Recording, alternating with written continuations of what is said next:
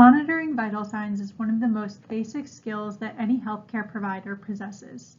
However, research has shown that most outpatient physical therapists routinely neglect to measure vital signs in their patients. Therefore, this study was designed to address the gap between reported attitudes towards vital signs measurement and reported practice in the clinic.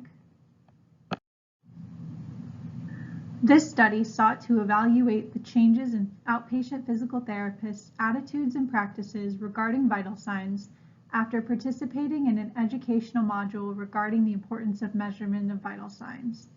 The study also examined whether there was any correlation between changes in attitude and changes in practices regarding vital signs.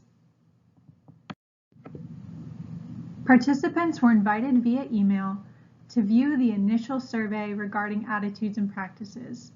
After the initial survey, they viewed a 10-minute educational module, followed by a post-module survey regarding changes in attitudes and reported changes in practice. 1 month later, participants were invited to take a follow-up survey regarding their changes in practices in clinic and any long-term effects the module had on their attitudes.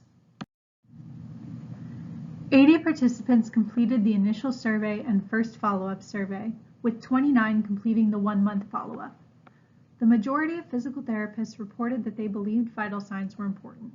Despite this, a large proportion reported that they rarely measured the vital signs of their patients. Following the module, the majority of participants reported that their beliefs regarding the importance of vital signs had changed at least somewhat, but this did not translate into a change in clinical practice. Here's all the data from the study represented in tables. These tables include initial participant beliefs, the participant beliefs following the educational module, and the participant change in frequency following the educational module. Table 4 represents the paired t-test that was run for this study, which compares pre, post, and 1 month post change in belief and frequency. Participants were asked to assess the change that the module had on their belief of importance and the frequency of vital sign assessment. Descriptive statistics were used to assess the overall weight of this self-reported change. Many participants believed that vital signs were important, as was reflected in the initial survey. This may have skewed our results slightly. Based on the percentages calculated from the descriptive statistics, the long-term change in frequency is much less than the long-term change in attitudes.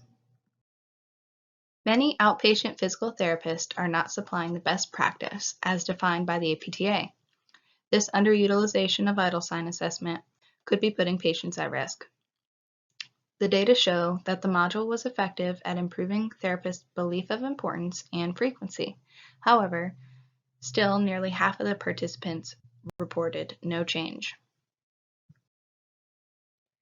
Even though many therapists reported that their place of employment had a policy regarding vital sign assessment, many still forgo this measurement.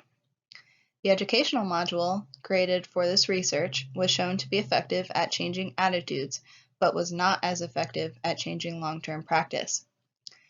This indicates that more research needs to be done, as there is still a low reported use of vital sign assessment by outpatient physical therapists.